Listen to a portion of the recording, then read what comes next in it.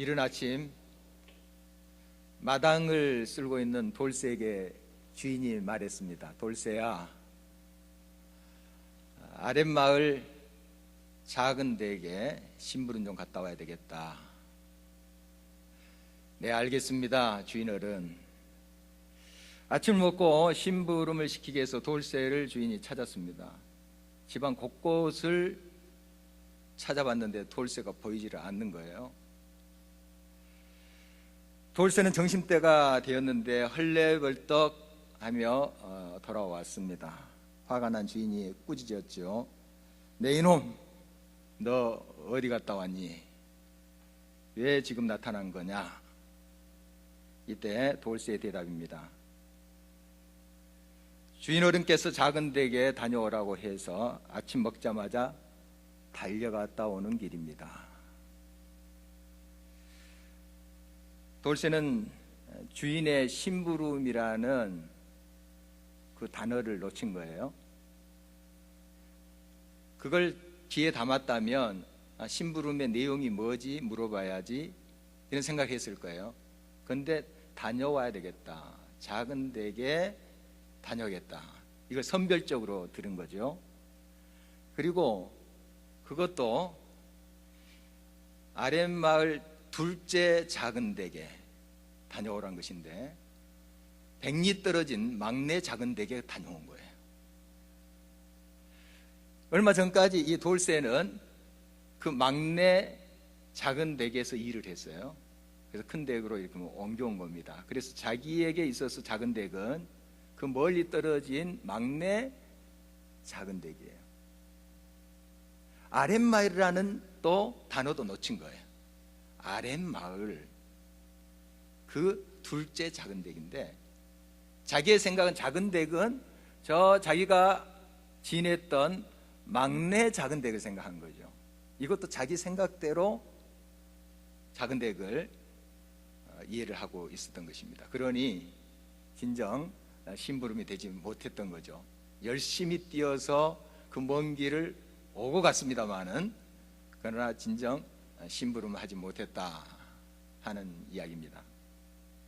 열심히 뭔가 하는 것 같은데 자기 생각과 뜻대로 하는 경우가 많죠. 인간관계 속에서도 그렇고요, 우리가 하나님과 관계 속에서도 이런 일들이 비일비재합니다. 하나님의 말씀을 자세히 듣는 것이 아니라 자기 생각의 틀에 그 하나님의 말씀을 이해하려고 하는 것들이 얼마나 많은지 모릅니다. 선별적으로 또한 자기의 뜻대로 하나님의 말씀을 재단해버리는 그런 잘못된 버릇들이 우리에게 있는 것이 사실입니다. 오늘 하나님의 신실한 종들이 어떻게 그들의 뜻을 하나님의 뜻에 맞춰서 순종하면서 응답하면서 살았는가 하는 걸 같이 살펴보면서 우리도 그들의 삶의 모습에 우리 자신을 비춰봤으면 좋겠어요. 진정 하나님의 뜻에 나의 뜻을 맞춰서 살고 있는가 하는 거죠. 그렇지 않다면 우리의 삶의 방식을 수정해야 될 것입니다. 바울은 일찍이 복음이 예루살렘을 거쳐서 사마리아 또 땅끝까지 이르러 그 말씀이 전파될 것을 믿었습니다. 예수님께서 승천하시기 전에 제자들에게 부탁한 말씀이기도 해요. 그래서 자기 자신을 통해서 이 아름다운 복음의 생명의 역사가 온 땅끝까지 이르기를 간절히 바랐던 것이죠. 그게 그의 열망이었어요. 물론 누군가 하겠지만 자기도 그 대열에 참여하고 싶다는 강렬한 소망이 있었던 거죠. 이것이 또한 하나님의 비전으로 그의 마음속에 자리 잡고 있었습니다. 제3차 전도 여행을 그치고 지금 그리스 남부 쪽에서 배를 탔습니다. 타고 지금의 터키 쪽으로 갔어요. 터키 서남부의 밀레도라는 곳에 도착을 했는데요, 그 바로 이가 에베소입니다. 이 에베소에 있는 교회 장로님들을 불렀어요, 밀레도에서. 그래서 같이 시간을 갖습니다. 여러 이단들이 들어오고 교회를 혼란시키는 일들이 많을 것이다. 그러므로 복음에 굳게 서서 이 모든 것을 잘 믿음을 지켜가야 된다 하는 부탁을 합니다. 그리고 신실한 일꾼들을 잘 세우시오 하는 부탁을 하게 돼요. 그리고 떠나면서 같이 부둥켜 안고 웁니다. 그 석별의 정을 그렇게 나누는 모습 보게 되죠. 이제 밀레도에서 다시 배를 탔어요. 타고 그 터키 서남부를 돌아서 남부 쪽으로 갑니다. 남부에 바다라라는 곳이 있습니다. 그곳에 이제 배가 멈추게 돼요. 몇 곳을 그 중간에도 이렇게 배가 머물다가 이렇게 떠나고 해서 바다라는 곳으로 오게 되는데, 여기서 환승을 하게 됩니다. 다른 배를 이제 타게 되는데, 이 배를 타고 지금 레바논 쪽이죠. 페니키아, 우리 성경에는 베니게라고 되어 있는데, 페니키아의 주도인 두로라는 곳이 있습니다. 두로로 이 배가 이제 향하게 돼요. 그래서 두로에 또 정박을 하게 됩니다. 한 일주일 정도 아마 배가 머무는 것 같습니다. 가는 곳곳마다 보니까요, 성도들이 계세요. 오늘 성경 말씀에 보면은 돌레마이라는 곳도 있는데 그곳에 성도님이 계시고, 또 밑에 가이사라는 곳에도 성도님들이 계시고, 벌써 복음이 얼마나 많이 퍼졌는지요. 요즘 같은 이런 교회당을 가진 그런 교회 모습은 아닙니다만은 가정에서, 또 어떨 땐 토굴에서 이렇게 모여서 예배를 드리는 거죠. 참 하나님의 역사는 대단합니다. 곳곳마다 이렇게 교회들이 생겨나요. 물론 소수의 인원들이겠죠. 그렇지만은 교회를 이루어서 신앙을 나누고 하나님을 사랑하는 그 열정이 얼마나 대단한지요. 두로에서도 성도들이 얼마나 열심으로 신앙을 하는지요. 그리고 성령에 충만한 사람들이었어요. 그들이 기도하자 하나님께서 이런 마음을 주시는 거예요. 베드로가 지금 바울이 예루살렘으로 가고자 하는데 예루살렘에 큰 환란이 있다, 베드로가 큰 고통을 당할 수 있다 하는 마음을 주신 거예요. 그래서 말리는 겁니다. 하지 마시오, 큰 고통이 있습니다, 죽을지도 몰라요 하고 성도들이 말리는데, 워낙 바울에게 주셨던 하나님의 마음이 있습니다. 로마를 사모하게 하셨고, 또 서버나 스페인이죠, 거기까지 가고자 하는 그러한 열망이 그 속에 주어졌어요. 그 당시에 땅끝은 서버나, 그러니까 스페인, 지금의 스페인, 포르투갈 이쪽으로 생각을 했던 것이죠. 정말 그런 열망으로 가득 차 있었습니다. 그래서 하나님의 부르심인지 알고 이제 그 울면서 말리는 성도들 뿌리치고 다시 배를 타고 남쪽으로 향합니다.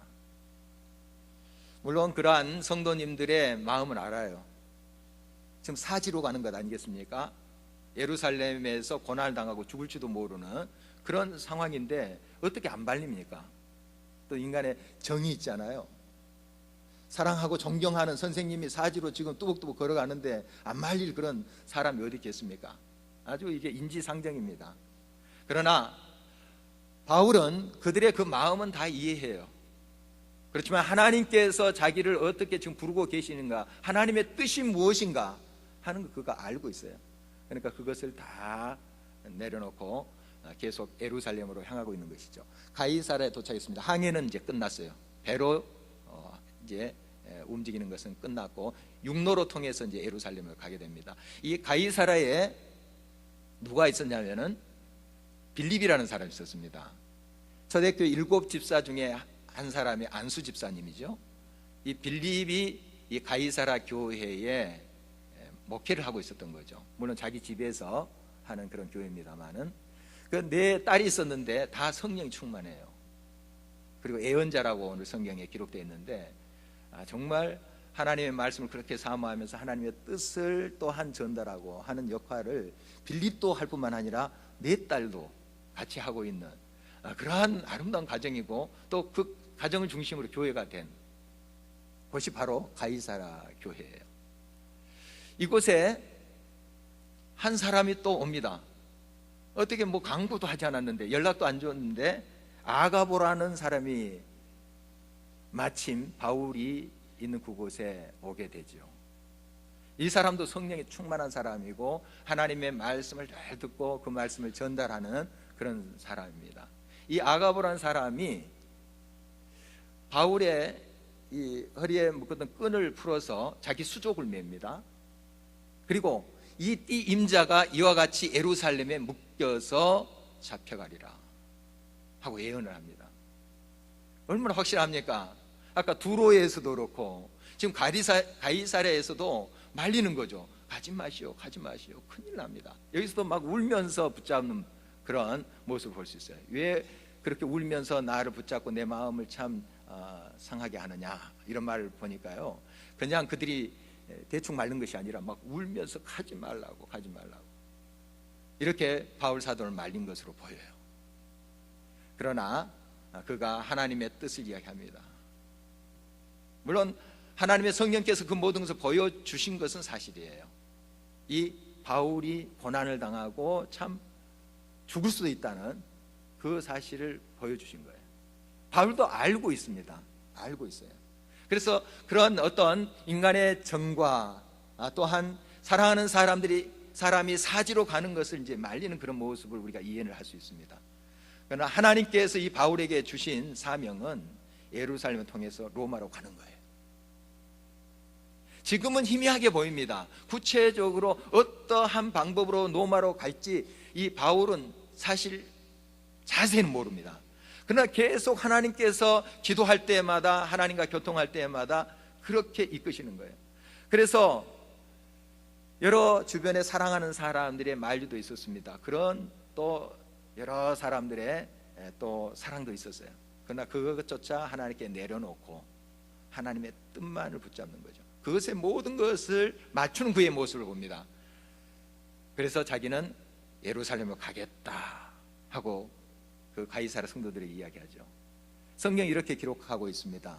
가이사랴 교회 성도들이 주의 뜻대로 이루어지이다 하고 글을 보냈더라. 주님의 뜻대로 이루어지게 하십시오. 이것이 주님의 뜻이라면 저희들 이렇게 정말 안타깝지만 이 선생님이, 바울 선생님이 그 일을 하시기를 원합니다 하고 성도들이 보내는 모습을 보게 됩니다. 여러분, 진정 하나님의 뜻에 나의 뜻을 늘 맞춰야 됩니다.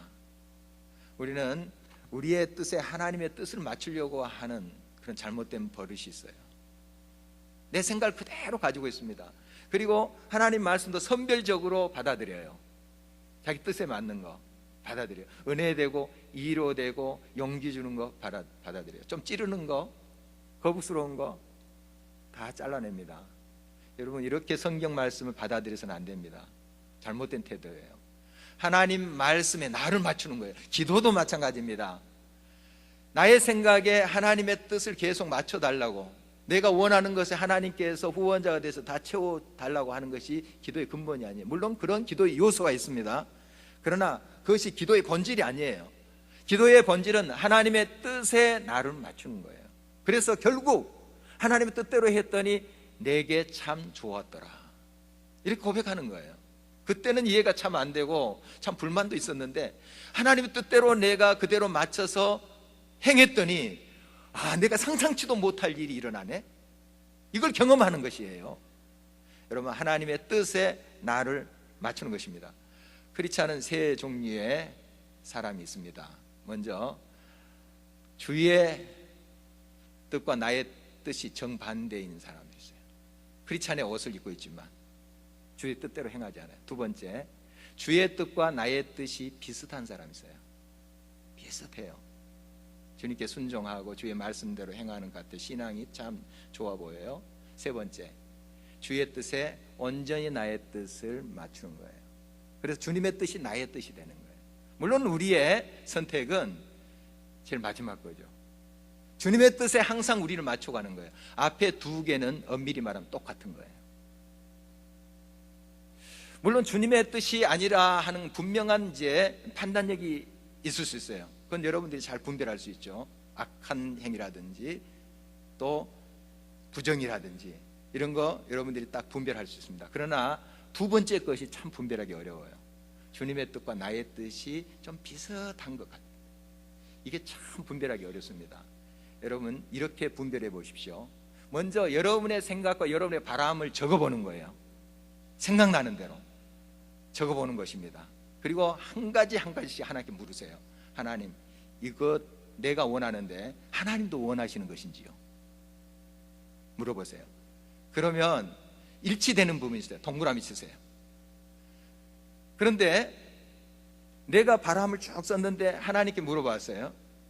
또 성경 말씀 묵상하자 그 말씀과 입에 대어 틀린 것이 발견되면 가위표를 치십시오. 아직까지 애매하다, 세모를 치십시오. 여러분 나름대로 표시를 하라는 뜻입니다. 그리고 세모인 것은 다시 하나님께 나아가서 묻는 거죠. 하나님, 이게 옳습니까? 나는 옳은 것 같은데 내가 바라고 원하는 게 정말 하나님이 바라고 원하시는 건지 알려주세요. 말씀 보면서 그 뜻을 묻고 기도하면서 그 뜻을 찾아가는 거예요.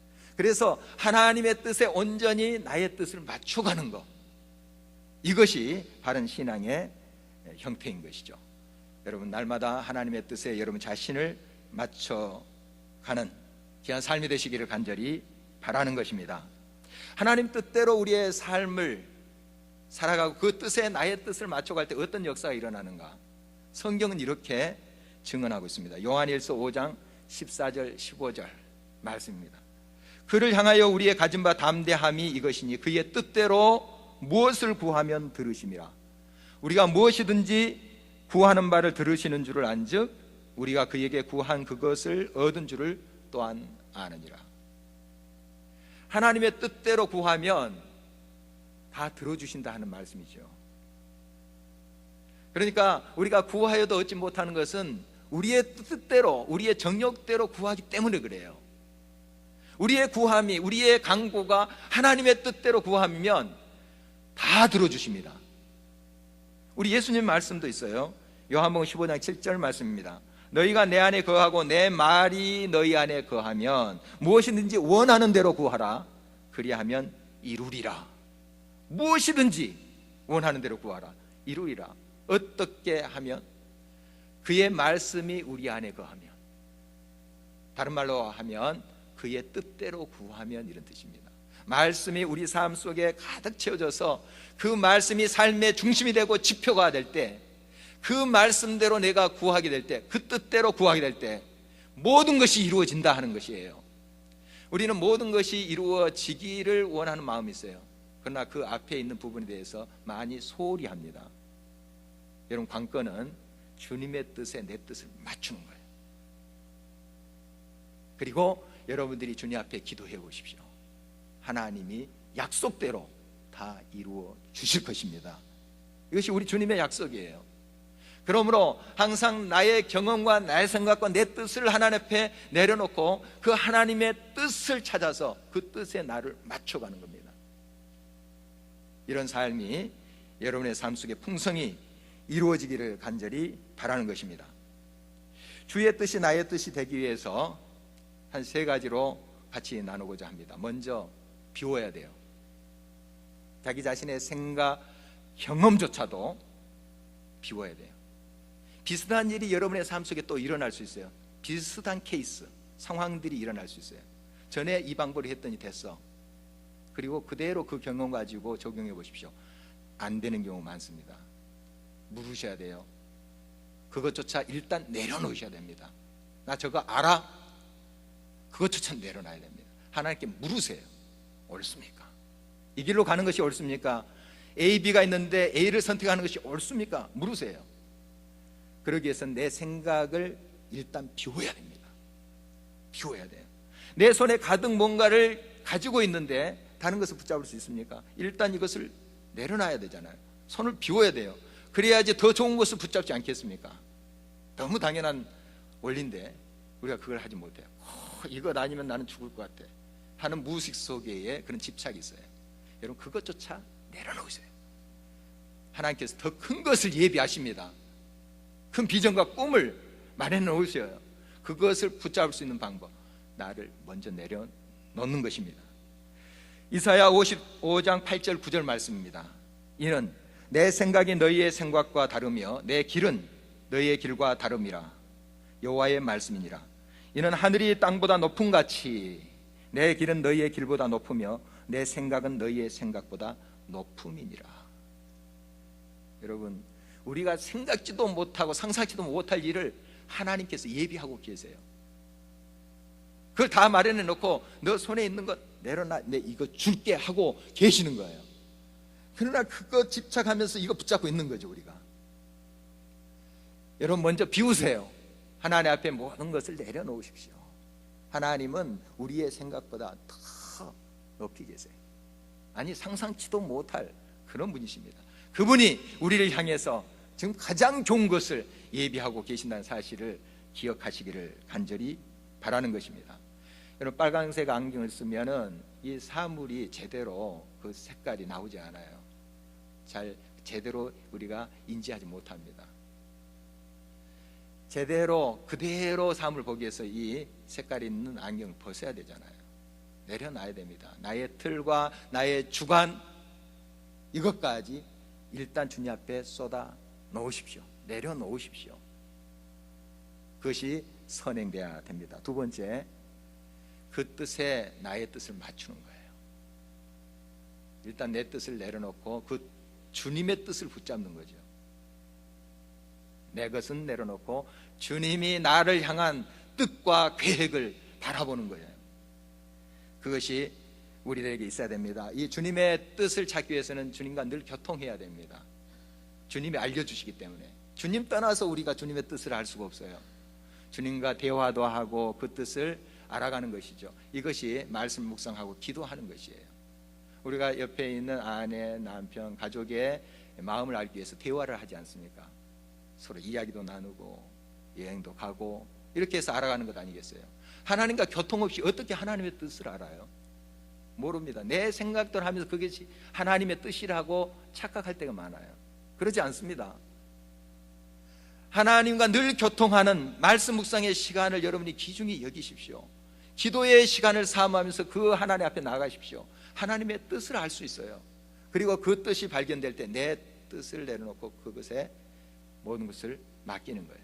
맞추는 겁니다. 창세기 24장에 보면은 아브라함의 종 엘리에셀이라는 사람이 아브라함의 며느리, 그러니까 이삭의 아내를 구하러 가는 그런 장면이 나옵니다.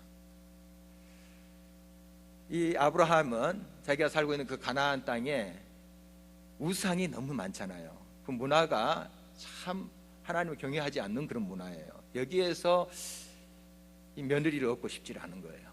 그래서 하나님을 아는 메소포타미아에 있는 친척에게 가서 자기 아들의 아내를 좀 찾아보라고 한 것이죠. 그 당시에는 이제 친족끼리도 이렇게 결혼하고 했었습니다. 그래서 이 엘리에셀이라는 종이 이 이삭의 아내를 찾으러 가는 거죠. 가면서 어떻게 하냐면은 기도해요. 물어요. 만약에 제가 우물가에 가서 물을 달라 하면 제게 물을 줄 뿐만 아니라 이야기하지 않는 나귀도 이제 데려가고 다른 종들도 같이 갔어요. 다른 나귀까지 물을 떠주는 여인이라면 제가 그 주인의 며느리감으로 알겠습니다 하면서 구체적으로 그렇게 기도하는 모습이 나와요. 진짜 그렇게 하는 여인이 나타나요. 리브가라는 여인인데 나중에 이삭의 아내가 되잖아요. 순간순간 묻습니다. 또 다다라서 그 우물 곁에서 또 기도를 해요. 여러분, 물으셔야 돼요. 물으셔야 됩니다. 하나님의 뜻이 무엇인가? 하나님 옳습니까? 내 눈에 보기에는 이 사람 같은데 혹시 맞습니까? 묻는 거죠. 하나님이 순간순간 분별력 주셔서 알게 하신다는 사실입니다. 사무엘상 23장 1절에서 14절 보면은 다윗이 도망자의 신세의 모습이 나옵니다. 사울이 시기심으로 이 다윗을 죽이려고 하잖아요. 군사를 거느리고 막 쫓아다니면서 창 들고 칼 들고 죽이려고 해요. 도망자 신세입니다. 다윗에게 여러 사람들이 모여들어서 도망자지만 세상에서 소외받고 또 많은 어려움과 상처가 있는 사람들이 모여들었어요. 600명이 모여들었습니다. 도망자 신세에 600명의 식소를 거린다는 거, 이거 쉽지 않은 거예요. 여러분, 이 600명의 사람들을 먹이기만 하는 것도 참 쉽지 않아요. 어떤 권력을 갖고 어떤 지방을 다스리는 그런 권력자다 하면 세금 걷어서 또 먹이기도 하고 또 농사 짓기도 하고 하잖아요. 도망자입니다. 도망자예요. 만약에 어떤 사람이 여유가 있어서 도망자인 다윗에게 양식을 줬다더라, 사울이 가만히 있겠어요? 가만히 있지 않습니다. 그 집 쓸어버립니다. 다 알고 있어요. 이런 환경에서 이 식소를 거르는다는 게 쉽지 않아요. 다윗은 다 그들을 건사합니다. 그리고 그런 와중인데 그일라라는 이 유다의 한 지방이 있었어요. 이 그일라가 블레셋의 침공을 받게 됩니다. 그리고 블레셋 사람들이 탈취를 해요. 막 짓밟아 버립니다. 이 소식을 듣게 돼요. 다윗이 그일라 사람들이 너무 불쌍하잖아요. 동족이에요. 그래서 그 블레셋 사람들을 물리치고 그일라를 구하려고 하는 마음을 가져요. 그런데 자기 생각대로 막 나가지 않습니다. 하나님께 물어요. 하나님, 옳습니까? 내 생각에는 지금 이 동족들을 구하려고 하는데 하나님, 이것이 옳습니까? 물어요. 하나님께서 가라, 응답하셨어요. 그런데 옆에서 말리는 거예요. 우리 지금 참 위험하고 우리도 도망자 신세인데 그 그일라 구했다가는 큰일 합니다. 우리도 위험한 지경에 빠질 수 있습니다. 막 말리는 거예요. 이 다윗이 그 부하들의 소리를 듣습니다. 잔말 마, 내 하나님께 들은 말씀이 있어, 입 닥쳐 하고 가지 않았어요. 들어요. 그 말을 듣습니다. 성경 보면은 다시 하나님께 묻자온대. 지금 여러 사람들이 이런 이야기를 하고 있습니다. 그 사람을 통해서도 하나님께서 말씀하실 수 있기 때문에 그 사실을 안고 하나님께 가서 다시 묻습니다. 그일라를 진정 쳐야 돼. 그 구해서 정말 블레셋을 쳐서 그들을 구해야 되겠습니까? 하나님께서 그래라, 이렇게 말씀합니다. 여러분, 다윗을 따르던 그 사람들이 어떻게 느꼈을까요? 처음부터 이런지하에 하나님의 뜻은 이것이니 너희들 생각 적고 그냥 잔말 말고 따라와 했으면 그렇게 마음으로부터 동의하지 않아요. 일단 듣습니다. 듣고 하나님 앞에 다시 나가서 기도하는 다윗의 모습을 보니까 이 함께 하던 사람들이 신뢰심을 갖잖아요. 그래, 이것은 분명한 하나님의 뜻이야. 그래서 우리 같이 갑시다 하고 나서는 거 아니겠습니까? 그일라를 구해요. 나중에 사울이 이 소식을 알게 돼요. 그리고 그일라에 있는 다윗의 이영을 쫓아옵니다. 아직 다윗은 몰라요. 그러나 감은 있죠. 사울이 이걸 알면은 쫓아오겠다, 계산은 됩니다. 그러나 구체적으로 사울이 군사를 거느리고 지금 온다고 하는 것은 잘 몰라요. 묻습니다. 하나님 앞에 기도하는 거예요. 사울이 이곳에 오겠습니까? 군대를 거느리고 오겠습니까? 하나님 온다고 말씀하세요. 그리고 또 하나 묻습니다. 이 그일라 사람들 블레셋 탈취를 당하고 지금 짓밟히고 있는데 다윗이 목숨 걸고 건져준 사람들 아닙니까? 그러면 당연히 어떤 지경 속에서도 다윗을 보호해 줄 사람들이야만 되겠죠. 그러나 다윗이 묻습니다. 이 그일라 사람들이 사울의 군대가 올 때 우리를 넘겨주겠습니까? 배반하고 물어요. 넘겨줄 것이다. 우리의 생각대로 하면 이 그일라 사람들이 은혜를 배반하지 않을 거야. 그리고 하나님께 묻지 않을 수도 있습니다. 물어요. 그래서 사울 군대가 오기 전에 피합니다.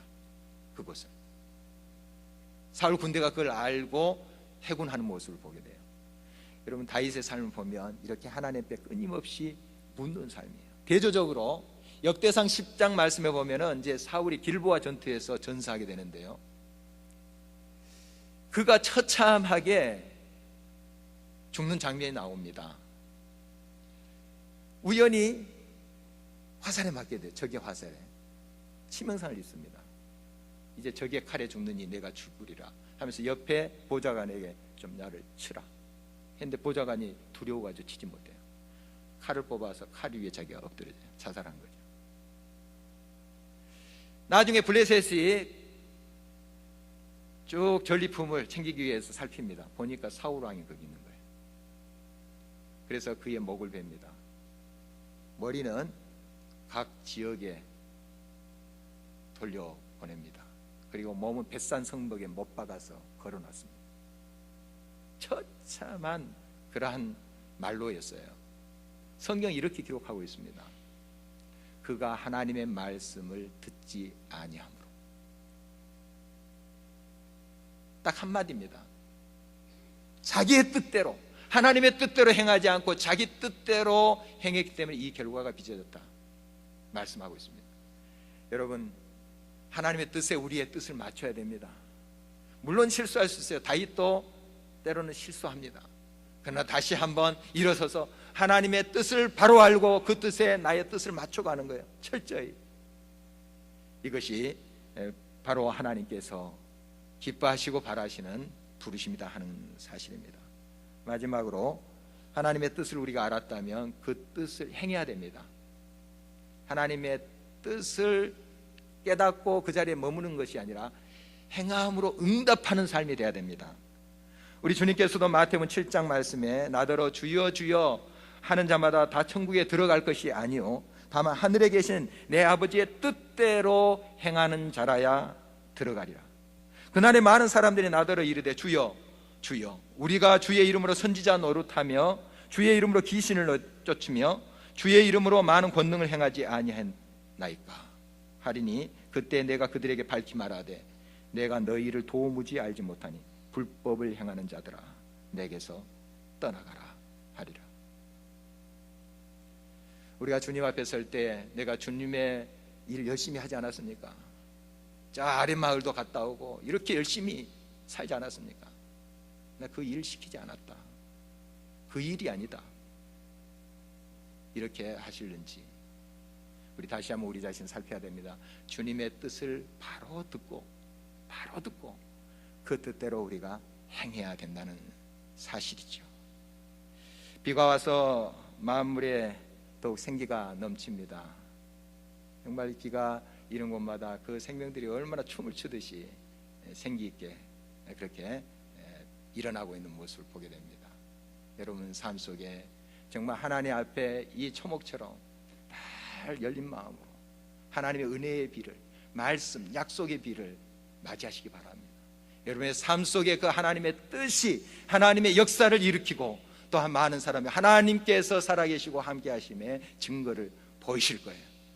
여러분 그러기 위해서 하나님의 뜻을 날마다 바라보면서 그 뜻에 나의 뜻을 맞춰가는 것입니다. 먼저 비우십시오.